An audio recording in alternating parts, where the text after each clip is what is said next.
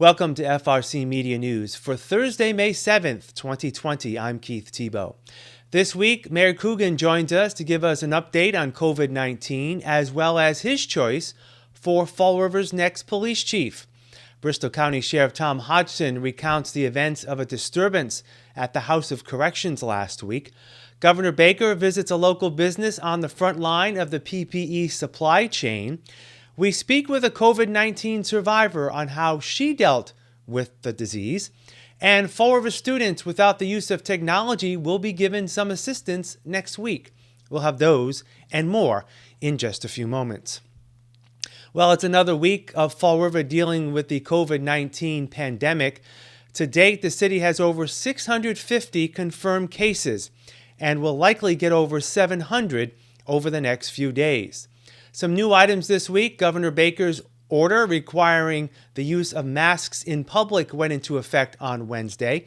Mayor Paul Coogan tells us this morning that overall, people are complying with that order. We will also find out soon what the details of the governor's easing of the stay-at-home order, set to expire on May 18th, will look like. Mayor Coogan tells us the city will take the regulations and proceed cautiously. I think we'll try to stick with what the governor's been doing. He's making the rules for mostly all of us, and it's our job to implement them. I think that would be prudent. You would not want to be the mayor of a city that opened up some things. As I tell people every day, Fall River's numbers have been pretty consistent.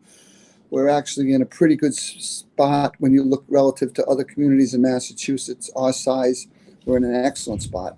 If we were the city that opened up or did something out of the norm and we had a major pocket of explosion or positive cases, that wouldn't reflect well on any of us. And we want people to be on the same plane right to the end of this. And I think that's what we do. If there were some options I could do that I felt, would not endanger the public in any way or would give people a little more flexibility, I would not be opposed to it. But let's see what he comes up with first. Also, during our conversation today with the mayor, he talked about his appointment of Captain Jeffrey Cardoza to serve as Fall River's next police chief. Mayor Coogan says that Captain Cardoza brings a lot to the table. Captain Cardoza interviewed very well, both with myself and the panel. He had an extremely strong resume. Obviously, he's been with the Fall River Police Department for 27 years. He knows most of the ins and outs of the city. He graduated from Bristol Community College. I think I was just told it was 29 years with the Fall River Police Department, but he presented very well. But that's not to diminish the other candidates one bit. We had two extremely strong candidates in addition to Captain Cardoza. They all impressed both the panel and myself in my conversations with them, and I believe that the Fall River people are served very well by our police department. I think Captain Cardoza will implement some changes that will take the department in a positive way. Obviously, everything we're doing in Fall River right now is working back from a time that I don't see as a positive time in the history of Fall River. And let's get this going. I think with the right team in place in all these positions, we can move Fall River in a very positive direction, working with our citizens, with our public safety people, and with all public employees, and of course making sure the citizens know what we're doing. And I think that Captain Cardoza was the right pick at the right time. The City Council will take up Cardoza's appointment at its next meeting on May 19th. Now, speaking of the new chief, during a press event this week, Cardoza made it clear that he is humbled by the mayor's confidence and plans to promote the expansion of community policing. I had the opportunity to do it on the neighborhood level. One thing I would like to do that we have not done at the Fall River Police Department is bring it department-wide. I want to see more of the uniform division officers and supervisors to get involved in the community policing aspects, not just a specialized unit. I believe in selfless service. I believe in servant leadership, and I want to do that at all levels. I want the patrol officers to believe that, not just me and not just my command staff.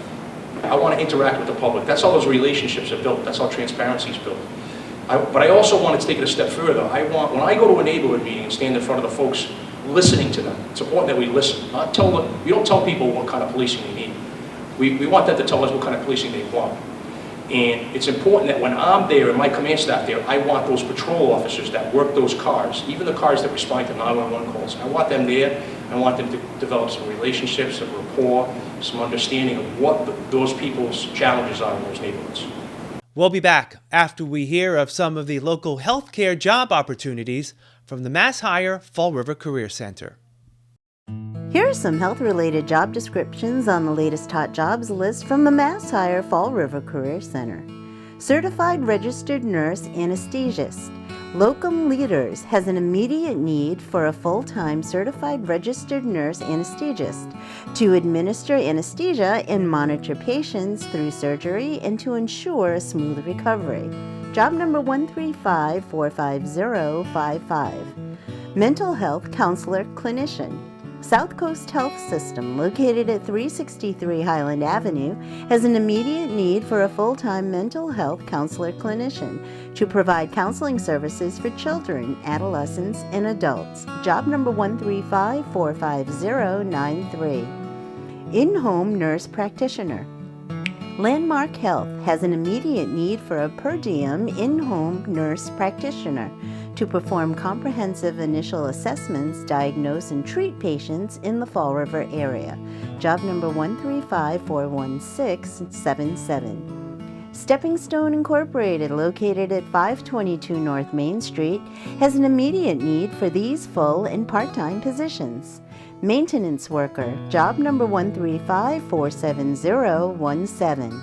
Bilingual recovery coach, job number 134-85777. People Incorporated, located at 4 South Main Street, also has an immediate need for the following full and part-time positions. Assistant Program Operations Manager, job number 134-90983. Direct Care Professional, job number 134-91920. For more information on these or other positions, visit Mass Hire JobQuest at jobquest.dcs.eol.mass.gov or call the Mass Hire Fall River Career Center at 508-730-5000.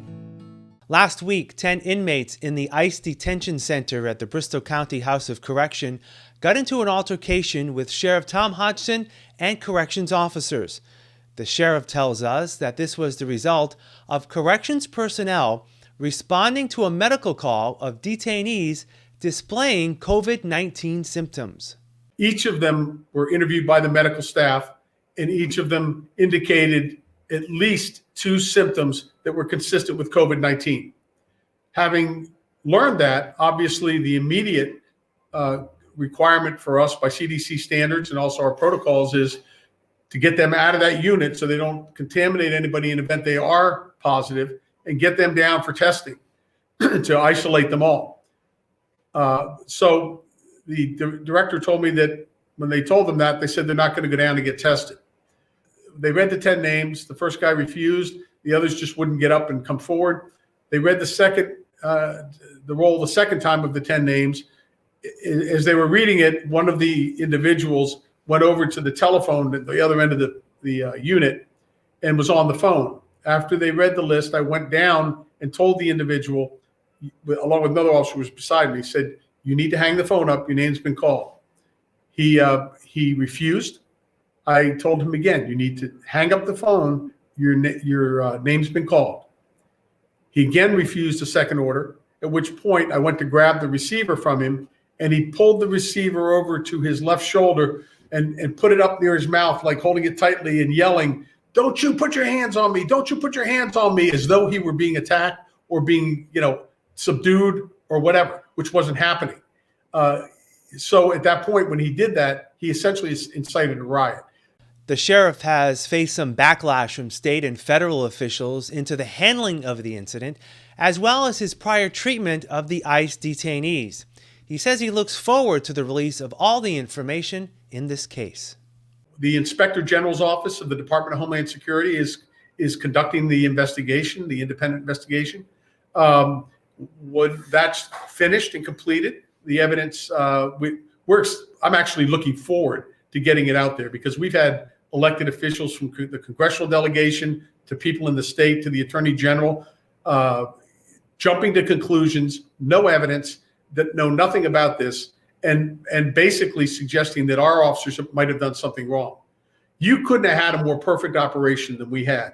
We've been nationally accredited twice at 100%, which is almost unheard of, back to back over 6 years by the National Accreditation ACA. So essentially, yes, we're going to as fast as we can. I'm hoping this moves along very quickly so we can get it out to the public. And then I'm going to be expecting, I don't care about myself, but I'm expecting public apologies from the Attorney General, from the congressional delegation, and all these others that jumped to conclusions because they were playing politics with this issue instead of standing up for the men and women who come to this job every day and deal with these kinds of people who ultimately trashed the entire unit of the taxpayers' property. Governor Charlie Baker was in Fall River this week touring MERROW Manufacturing. The company has shifted its focus during the pandemic from producing soft goods to lending support to the region's healthcare professionals. And in part due to the gracious and inventive work of companies like MERROW, who are here with today, who have stepped up, we can help produce PPE right here in Massachusetts. Securing PPE for frontline healthcare workers and public safety personnel has been a challenge, not just for us, but for people across the country. And we continue to work supply chains, but we've looked to our own businesses right here in Massachusetts to help us produce life-saving gear and supplies.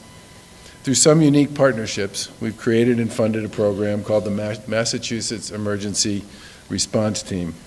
And this program offers several resources to assist local manufacturers that want to make PPE, even if it's not necessarily in their business model. And companies like MERROW are one of MERT's biggest success stories. As we continue our reporting of the COVID-19 pandemic, we tend to spend more time on the negative, the number of cases, the closing of businesses, those out of work. But there are positive stories to share as well, those of the COVID-19 survivors. Barbara Beckman of Tiverton is one of them. She tells us when she fell ill toward the end of March, there were some symptoms that impacted her more than others. The main symptoms were really the cough, the fever, and the fatigue. The fatigue is just unbelievable. I never had anything like that. And it takes a long, long time to come back. The cough was not that nerve-wracking. I had that fairly mild, but it took a long time to really go completely away. It was clearly not, the body aches were pretty severe too, but they were only a couple of days, and I responded well to just regular pain medication. So that helped. But then I couldn't do anything. I was just so fatigued. I was laying in bed, no appetite, and just waiting for the days go by. So that was the difference about this before. And you were nervous because you didn't know what to expect. And every day you thought, okay, I made it through another day. I'm good. And I was really lucky. I was just laying low and waiting it out. I didn't have major fever. It didn't settle on my lungs. I live in a house with my husband. I could quarantine. I could open the windows. I had fresh air, but it's not like the flu. It was not like the flu. And looking back, I think the hardest for me really was the fatigue. Barbara hopes that both her and her husband, who also became ill, can provide some help to those who may yet become infected. Both I and my husband would love to be tested for antibodies or give plasma or whatever that would help to figure out how to get a vaccine and what's really going on. Absolutely. I mean, I do hope, having been through this, I would like to know that I have antibodies, and I would love to be immune to this. Having been through this ordeal, it would be great to have a positive outcome. And that means we could be helpful for others if they're sick or don't want to get sick, that we could go and get food or do other things because we might not be perceptible. But first, we need to know that that's really true. Fall River students continue to learn from home as the schools will be closed through the academic year, which ends in June. Now, those students who do not have the ability to learn online, not owning a laptop, will be getting some help as online learning expands next week. Next Monday, schools will be distributing Chromebooks to students who do not have devices at home. And the intent is for students to now move into online learning for the last phase of instruction for this year. And that will require teachers to work with students using Google Classroom to teach new content. The move to online learning was state directed starting this coming week. Schools are communicating with parents of the students in their schools. The distribution will take place at the school sites on the days that have been established. I ask that parents make sure they read the email or listen to the phone call for further instructions on that. And if they have questions, they can call their school. We're still reaching out to the last 3 to 5% of families and making sure that they know the school system's here to work with them. Today, May 7th, is National Children's Mental Health Awareness Day. Now, we've talked about how we're all dealing with the added anxiety of this pandemic, but children face differing challenges. Local children's mental health advocate Catherine Reyes tells us how we can help our children handle adversity. Everything depends on the child. If it's a child who has special needs, what works with that child? If it's autistic, if they have ADHD, if they have OCD. To have a schedule with a child, I feel that works a lot to build the coping skill that we need. Also communication, spending time with them, the hugging strategy, like hugging them so we can have like the Goya beans and we can wrap them around with a pillowcase. You can put a bean bag inside of it, and the weight of it helps also the child to keep themselves nice and calm. The stress ball are also helping out, right? So that will help with the whole input of like squeezing and releasing. Some children will prefer the breathing exercise. You breathe in and you release it, counting from 1 to 10. Taking a shower, drawing, listening to music, singing, and just keep telling and repeating yourself, I'm doing the best I can. We'll have more right after this.